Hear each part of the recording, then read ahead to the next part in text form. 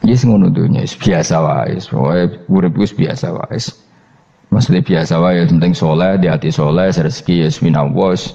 Pokoke taluk mek pangeran, ora usah sok suci, ora usah sok bener dhewe biasa wae. Dunya wis kabeh kersane napa? Pangeran. Ya sudah seperti ini. Yang soleh kayak Salabah malah akhirnya su'ul khotimah. Padahal dulu disebut hamamatul masjid, tukang itikaf. Gak tahu mulai ke masjid, tapi akhirnya su'ul khotimah. Wahsi sing mata ini kekasih Nabi, rupanya mata ini Hamzah ditakdir husnul khotimah. Makanya dungo ya muqallibal qulub tsabbit qalbi ala dini. Kita tidak pernah tahu. Nah kenapa kalau saya ngaji PD, mereka aku muji pangeran, saya tidak pernah mikir awakku, tak penting awakku, penting muji pangeran. Ngaji itu artinya kan muji pangeran, muji ilmune pangeran, ya sudah selesai. Itu anak gue dongo itu mikir awakmu dewe. Mulane dongo mbek ngaji ku derajate dhuwur ngaji, mergo ngaji muji pangeran, nak dongo mikir awake dewe. Makanya masyhur itu ada dua kelompok di masjid, yang satu diskusi halal haram, yang satu berdoa. Nah, terus Nabi keluar dari rumah berdiri sempat ragu, saya kemana? Terus akhirnya Nabi ngendikan mereka itu berdoa kalau Allah mengabulkan ya disembadani. Tapi mereka belajar halal haram. Itu perintahnya Allah, saya sebagai Nabi. Terus akhirnya Nabi gabung kelompok yang belajar halal haram. Karena belajar halal haram artinya ingin menghidupkan hukumnya Allah Ta'ala. Tapi nak wong dongo kepingine iku kabul kajate. Intine mikir awake dhewe. Makanya saya termasuk ulama yang jarang berdoa. Tapi ya berdoa, tapi kadang-kadang. Nah, kowe kan gak kontribusi ning agama rapati ya tapi dongo. Oh, dasar murahan. Ya tapi piye mulang ya ora payu. Jadi kadang-kadang kula dibantah. Lah jenengan mulangi payu Gus. Lah kula ora payu, donga-donga ngono. Ya tapi aku ngerti pangeran ra bakal nyembadani barno kok Gus. Pangeran ya paling sedikit sithik ngono cukup. Kula termasuk orang yang enggak setuju ya kalau orang sholawatan terus berlebihan tapi khidmah ini Nabi kurang. Maksudnya gini loh, sholawatan berlebihan ya. Redaksi sholawat tentang Nabi itu kecil. Bukan sholawat jumlahnya enggak. Redaksi tentang Nabi itu kecil, sementara tentang keinginannya itu saya tidak suka. Saya suka sholawatan itu ya yang nyifati Nabi banyak, kemudian keinginannya kecil. Itu bagus. Kayak Ihya itu, kayak Ihya Abdul Hasan Asadili itu. Kalau dongo itu jaluke mau swidik paling baris paling terakhir. Misalnya gini, nahmaduka ya man huwa waladi la ilaha illa anta arrahmanur rahim, itu langsung in sampai nyifati Allah itu 99. Buar ngono nganti berkuras-kuras. Lagi terakhir mau jaluk dongo sithik. Nah kowe kan enggak muni muji Allah mau basa-basi tok. Alhamdulillahirabbil alamin wassalatu wassalamu ala Muhammadin. Mau nggo syarat tok. Baru Allahumma inna nas'aluka nganti telung lari. Telung halaman. Tapi pas muji pangeran, alhamdulillahirabbil alamin wassalatu wassalamu ala Muhammadin. Bariku terus dongo njaluk mapan, tolak buala. Yo opo wae. Mana jare pangeran? Muji kekasihku suwidik dongane kecangkeman. Lah saya tuh gak suka jenis itu. Harusnya sholawatnya itu yang panjang. Maksudnya nyifati Nabi yang panjang. Baru mintanya sedikit. Itu bagus sih. Duwe akhlak. Makanya saya diantara sholawat yang senang itu sholawatnya Habib Ali Al-Habsyi yang arang Simtudur. Kalau beliau baca sholawat itu sholatan yattasilu biha ruhul musolli alaihi bi fayam basitu fi qalbi sirru nuri ta'alluqi bi wa hubbi wa yuktabu biha bi inayatillahi ta'ala fi hisbi. Jadi dia baca sholawat itu, ya Allah berikan sholawat kepada kekasihmu Muhammad.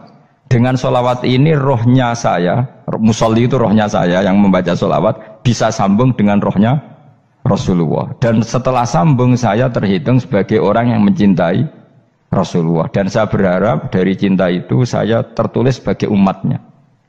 Nah aku kan enggak mau sholawat itu mau, saya termasuk orang yang enggak saya loh ya. Tapi ya tetap baik dibanding nganggo primbon ya satu sholawatan ya. Tapi boleh punya etika lah dengan Rasulullah itu.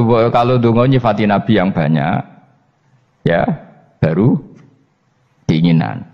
Kan banyak tuh sholawat yang seperti yang saya misalnya di kitabnya Sayyid Muhammad ada Allahumma sholli ala sayyidina Muhammad nuri kalam alladzi. Wah nyifati Nabi itu sampai panjang lebar baru menceritakan hajatnya. Kalau kamu kan enggak nyifati Nabi basa-basi, mau sidik mana? Malah kadang orang misalnya ala Muhammad. Kok ala Muhammad muni Sayyidina aja disoal. Masalah terus Baru kudungannya apa? Panjang. Saya termasuk yang enggak setuju karena itu menurut saya kurang etika. Makanya Rasulullah itu kalau berdoa kalau sudah nyifati Allah coba tak beri satu contoh saja doanya Nabi. Alhamdulillah hamdan yuwafi ni'amahu wa yukafi'u mazida ya rabbana lakal hamdu kama yanbaghi li jalali wajhika 'azimi sultanik la nuqsi sana'an 'alaika anta kama asnaita 'ala nafsik. Itu sudah berapa itu nyifatin itu belum doanya tuh.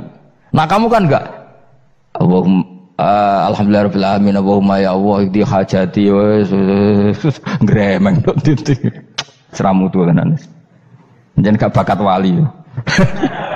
Nah cara kula iku sisen ngono. Kula ya sering ngamini dongane wong ngono tapi ning atiku amin maksudnya amin barno mawon Gusti.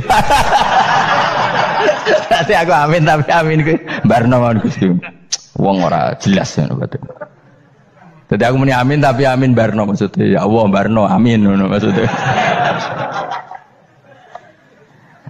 Jadi karena tadi setahu saya doanya para nabi, para wali itu memang seperti itu. Ya coba itulah doa tadi aja yang saya sebut itu berapa kalimatnya? Apa?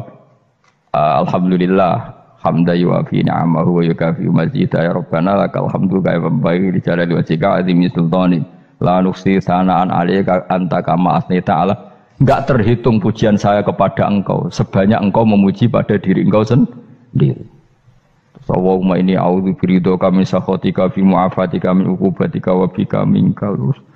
Allahumma sholli bi haqqi jabarutika wa bi khawfika. Kan panjang sekali doanya wali-wali itu, tapi semuanya mensifati Allah.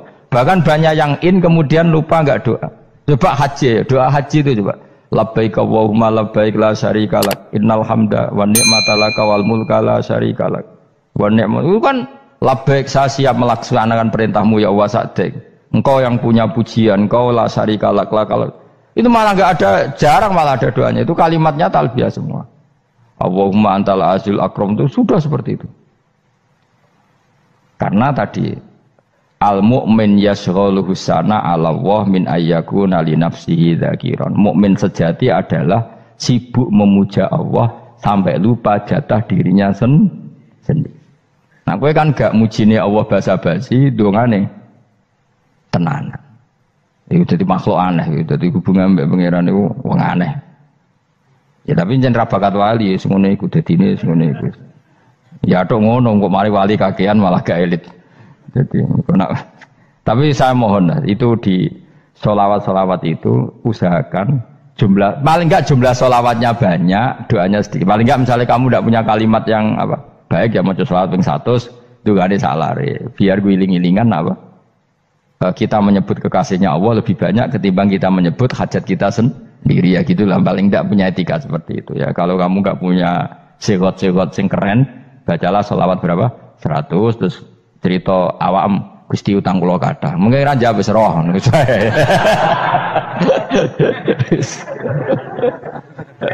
Tapi kan kita menyebut kekasihnya sampai 100 nyebut utang bisa. No coba nyebut kekasih bisa nyebut utangnya 100.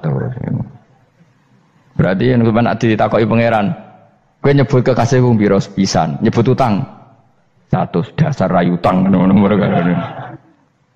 Ya ada, saya termasuk orang yang nggak setuju tadi.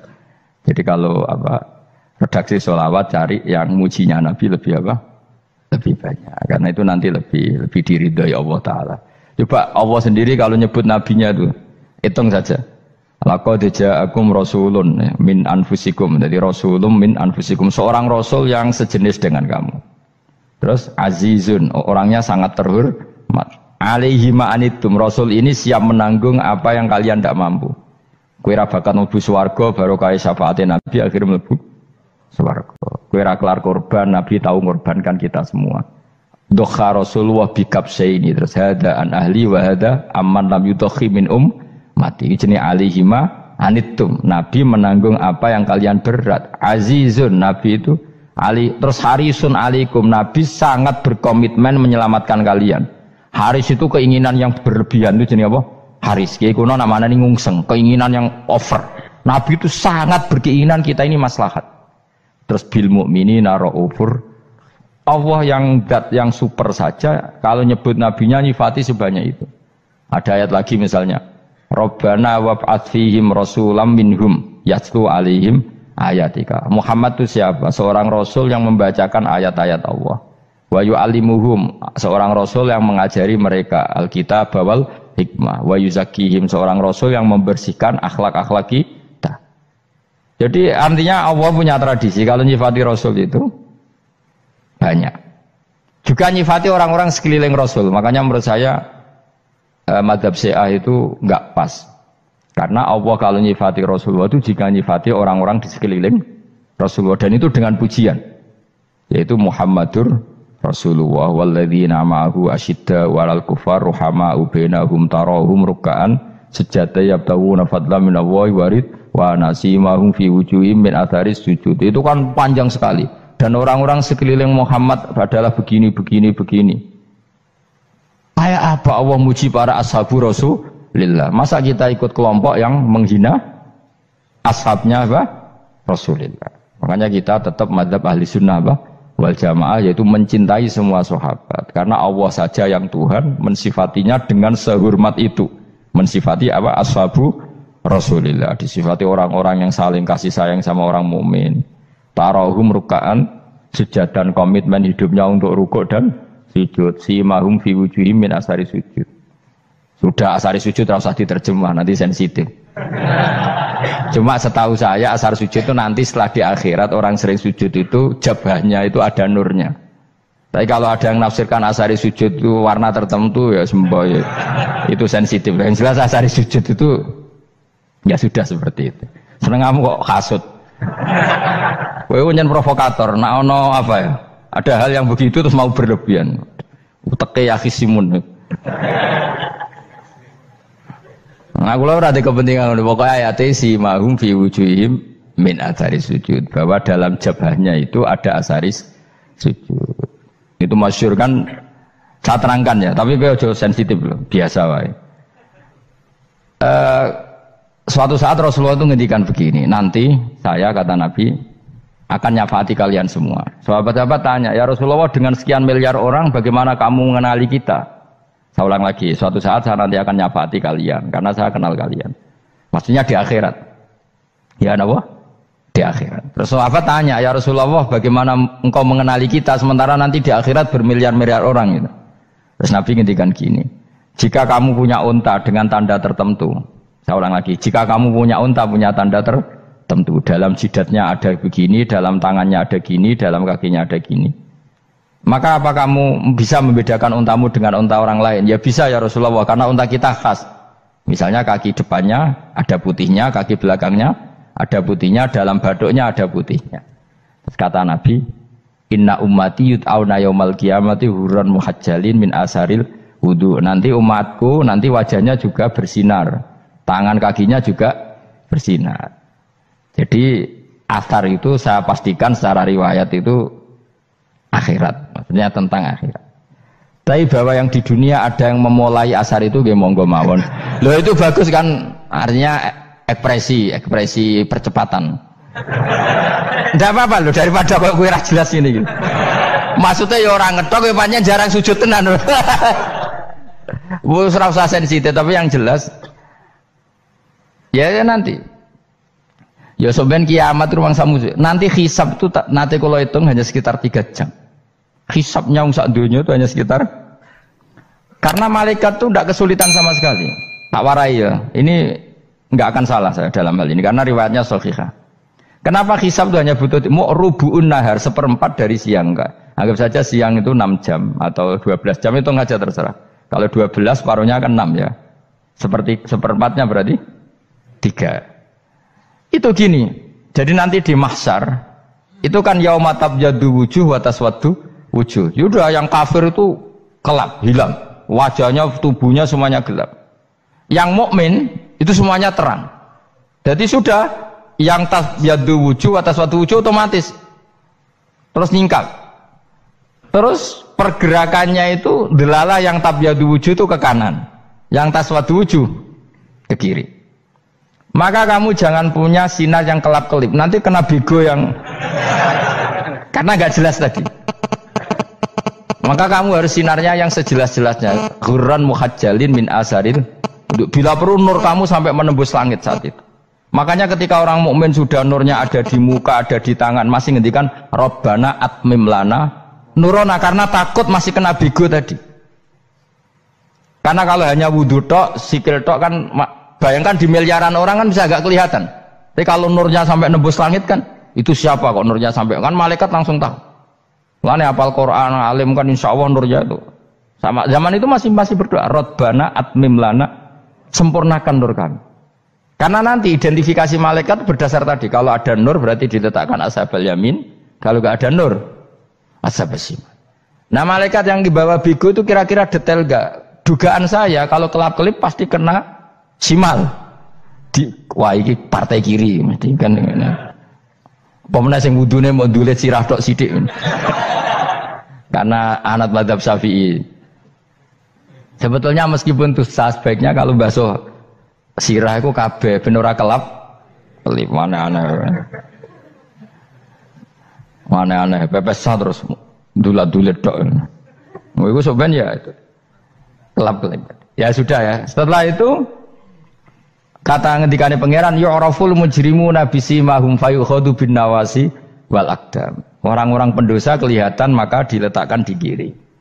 Nah sama yang orang-orang baik simahum fi wujuhim min asari sujud. Jadi ayat itu jelas tentang akhirat.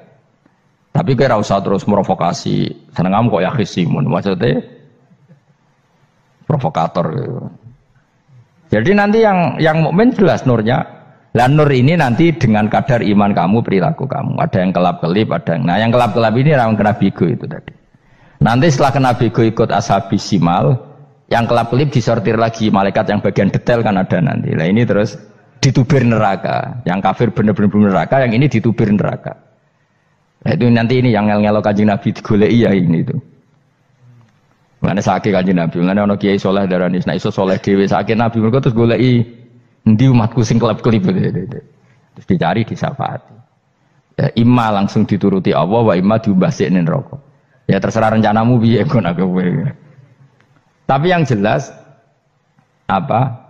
Kiamat itu cepat sekali karena tadi ada identifikasi tadi. Makanya hanya cukup 3 jam karena tadi yang jelek kelihatan jelek, yang baik kelihatan baik. Makanya cepat. Ya araful mujrimuna bisimahum, orang pendosa dikenali lewat alamatnya yaitu taswaddu apa? Wujuh.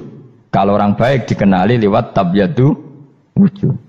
Nah terus setelah nyingkir, ini ngono tak warai kiamat. Setelah nyingkir itu faduri babenahum bisuril lahu bab. Setelah tersingkir tadi terus lalu ada pintu penghalang, pintu pemisah. Nah pintu pemisah tadi yang sisi kanan langsung jadi surga, yang sisi kiri jadi neraka. Itu disebut faduri babenahum bisuril lahu bab batinu fi rahmatu wa dhahiruhu min kibalihil adab. Yang pintu arah kanan otomatis wilayah surga, yang pintu kiri otomatis wilayah neraka. Nah problemnya ketika penutupan pintu itu dah yang kelap-kelip itu katut kemana ini yang makanya kamu jangan malok partai yang apa kelap-kelip yang nggak jelas itu koalisi kemana ya. Kalau partai besar kan iso nyalon presiden, partai kecil ini kan ikut mana ini kan sing sak ngisore 1%, 2% ini kan repot. Loh coba misalnya nur kamu 2%, berarti gelap kamu kan 98%. Kira-kira malaikat mengkategorikan kemana coba? Ayo jawab. Gelap. Loh kok ada semangat Pak. Padahal itu bagian dari kamu. Kalau satu tubuh itu sinarnya hanya 2%, kira-kira kategorinya itu partai gelap, partai terang.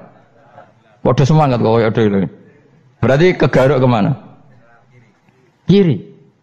Tapi bisa saja malaikat cara berpikir gini. Tapi kok ada cahayanya ya? Padahal kata Allah, yang bercahaya ashabul yamin. Kan nggak ada bilang cahaya terang. Bisa saja malaikat, alhamdulillah berpikir begitu. Ya nanti kita rayu saja supaya berpikir ini kan. Yang penting ada cahaya. Kan Allah tidak bilang terang apa kelap-kelip. Ya mungkin saja asal ada cahaya. Dikategorikan lahu nur, punya apa? Nur. Tapi yang jelas saat itu pun yang sudah punya cahaya masih berdoa Rabbana atsmim lana nurona. Ya Allah saya mohon sekali nur-nur kami sempurnakan. Jadi ini saya bantu teman-teman yang hafid-hafid supaya tahu maknanya ya. Dan yang nggak hafid ya dengar ya. Kalau nur itu penting. Makanya Nabi itu kayak apa? Nabi itu orang super. Itu kalau ngendikan wa mat al min fauqi nuran wa min tahti nuran wa an yamini nuran wa an simali nuran, sampai terakhir Nabi masih mendoa untuk dirinya waj'alli nuran, dan semua tubuh saya jadi nur. Jadi Nabi sudah gitu kan, ya Allah jadikan sisi depanku nur, belakang kami nur, kanan nur, kiri nur, terakhir itu apa? Waj'alni nuran, dan doa semoga semua tubuh saya jadi nur. Itu termasuk doa yang sering saya baca. Karena saya takut kelap-kelip tadi, ini bahaya ini kalau malaikat. Saya tidak tahu cara berpikir malaikat tadi. Apa ngitung 98% maka dikategorikan apa? Gelap. Apa dihitung nurnya saja? Wong instruksinya Allah kan yang ada nur ashabul yamin. Meskipun kelap-kelip kan punya nur. Saya tidak tahu nanti ikut 2% ikut mana kalau di partai koalisi itu. Ya, ikut yang menang biasanya, ikut yang apa? Ya paham ya, makanya saya mohon kalau wudhu itu usahakan sempurna, terutama wudhu sholat. Kalau nggak wudhu sholat itu sebaiknya nggak sempurna, supaya ada bedanya wudhu sholat sama wudhu tidak sholat. Rasulullah itu masyhur gitu ya. Rasulullah itu kadang tawaddu'a wudhu'an khafifan, wudhu yang sederhana, yaitu hanya sekali-sekali dan tidak sempurna. Ketika ditanya as-sholat ya Rasulullah, tidak. Misalnya saya habis makan, mau tidur, biasanya ya wudhu, tapi tentu tidak perlu sesempurna kayak wudhu sholat, biar ada bedanya. Rasulullah juga gitu, beberapa kali beliau wudhu tapi tidak sesempurna wudunya untuk sholat. Masyhur itu di riwayat tawaddu'a wudhu'an khafifan duna wudhu'ihi lis sholat. Tapi kalau wudhu untuk sholat asbaghal wudhu, menyempurnakan wudhu. Jadi supaya ada bedanya wudhu sholat dan wudhu tidak sholat. Saya gak wong ora iso ngaji podo kabeh. Abu Bakar ya gitu. Ana wong poso sunat kok nyediakno buka dimarahin. Istrinya pernah nyediakan buka beliau untuk puasa sunat. Itu embernya dipecahi Abu Bakar. Ditanya, kenapa gitu? Apakah kamu akan menyaingi Ramadan? Jadi gak boleh memperlakukan puasa sunat kayak Ramadan. Dia biasa saja kalau puasa sunat, wah, buka, kolak, apa. Ramadannya ya iri tuh. Ini gimana kok saya disaingi ini? Jadi kabeh itu ada proporsinya, ada apa? Makanya megang Quran ya wudu, megang wudu. Nah, kabeh gitaran terus wudu, pengiran tersinggung. Piye kok menjegal gitar wudu? Jadi gak boleh kebaikan disaingi itu juga Enggak boleh, bapak gue sergap wudhu sampai nyekel gitar. Yo, Quran tersinggung, wah semen itu gak semen kan. Malaikat panitia kan ya tersinggung. KB itu kan ada proporsinya apa? Ada proporsinya. Itu hebatnya Rasulullah. Jadi kalau beliau wudhu, bahkan wudhu itu wudhu li sholat sama tidak sholat itu. Misalnya sholat sunat itu kamu mampu ngadeg boleh nggak duduk? Boleh. Kalau sholat fardu nggak boleh, biar ada bedanya. Fardu itu spesial, nggak boleh, harus berdiri. Kalau sunat pun harus berdiri. Fardu tersinggung, iya sunat kok nyaingi aku kan gitu kayak. Ya makanya sholat fardu wajib berdiri ya. Sholat sunat boleh duduk meskipun mampu loh ya. Nggak boleh sama. Sholat sunat pun harus berdiri. Berarti ada sunat menyaingi fardu. Ya jelas ya. Jadi aturan main itu harus jelas. Nggak boleh. Makanya Abu Bakar itu nggak mau kalau ada orang puasa sunat kemudian apa? Abdullah bin Mas'ud lebih parah. Dia itu tukang nyuwepeng orang yang selalu sholat duha. Makanya saya itu duha itu jarang karena takut kena sweepingnya siapa? Abdullah bin Mas'ud. Itu ada orang khusyuk tiap hari duha disweping sama dia. Apakah kamu menjadikan sholat ini jadi fardu? Kok mbok lakoni bedino? Awas nang mbok lakoni bedino. Di era akhir duha dilakoni bedino. Perkara ini butuh duit. Itu kalau zaman Abdul Mahmud kena sweeping apa? Karena berarti menandingi fardu. Yes, biar usah anut ilmu ku bahaya itu di sensitif.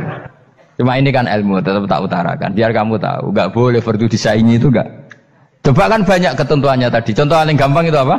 Kalau sholat fardu boleh, nggak boleh apa? Duduk. Sholat sunat boleh duduk. Sholat sunat boleh di kendaraan sesuai jalannya kendaraan. Nama tawajjahat bi rohilatu. Kalau sholat fardu, kalau kamu naik unta harus turun untuk memastikan di kiblat. Jadi banyak sholat sunat kamu dalam keadaan najis sudah tidak boleh dilakukan. Kalau sholat fardu, karena saking pentingnya fardu, meskipun dalam keadaan najis ya menemukan alat sesuci harus tetap sholat. Jenenge sholat dihormatil waktu. Karena nggak boleh fardu ditinggalkan. Meskipun nanti harus iya. Karena nggak boleh mengalahkan fardu Meskipun itu oleh najis.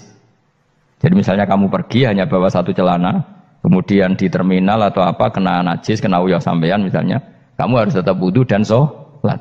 Karena nggak boleh fardu ditinggalkan. Meskipun nanti harus iyadah, karena sholat kamu tidak sempurna. Dalam keadaan celana kamu najis, boleh nggak sholat sunat? Oh nggak boleh. Karena kalau fardu itu darurat, memang sesuatu yang harus, maka dilakukan. Tapi kalau kamu dalam keadaan nggak suci, nggak boleh melakukan sholat apa? Sunat. Karena fardu itu spesial apa? Spesial. Bukan kalau terus nanya. Wamtazul yauma ayyuhal mujrimun. Ya, jadi orang mujrimun harus terpisah dari orang apa? Mukmin. Dan yang keharusan itu ketika di surga. Tapi kalau di dunia ya boleh muamalah boleh. Ya muamalah yang halal maksudnya. Infaridu tegese misau sira kabeh ana mukminin sing pira-pira mukmin intakhtilatihim. Nalikane campure kufar utawa al mujrimin bihi lan al mukminin. Utawa rujuke balik boten napa. Maksudnya rujuke diwalik ge sami intakhtilatihim mukminin bihi lan kufar utawa kufar ning mukminin. Alam ahad ilaikum ya bani Adam. Alam ahad ana ta ora merentano ingsun ilaikum maring sira kabeh. Amurkum tegese ana ta ora merentano ingsun kum ing sira kabeh ya bani Adam ya bani Adam. Ala lisani rusuli ing atase lisane para utusan-utusan ingsun. Bukankah saya telah merintahkan kamu wahai Bani Adam Allah tak butuh setan. Yen ora menghamba sira kabeh asetan ing setan. Ngendikane pangeran kowe ijek kanut setan cek nemen nih. Bukankah sudah saya perintahkan kamu tidak boleh diperbudak napa setan. Maknane la tutiu tegese aja taat sira kabeh ing setan. Inna sak temene setan laku maring sira kabeh aduun musuh mubinun kang jelas.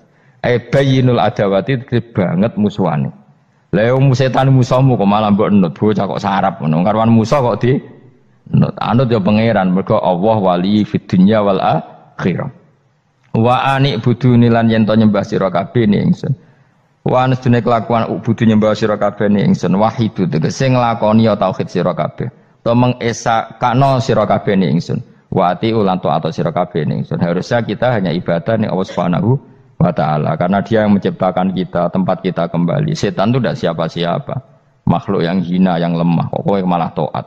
Taat ya ning gone zat sing super, sing gawe kita, sing memberi rezeki kita, dan zat yang kita kembali. Hadza utawi iki maksudane taat ning Allah taala.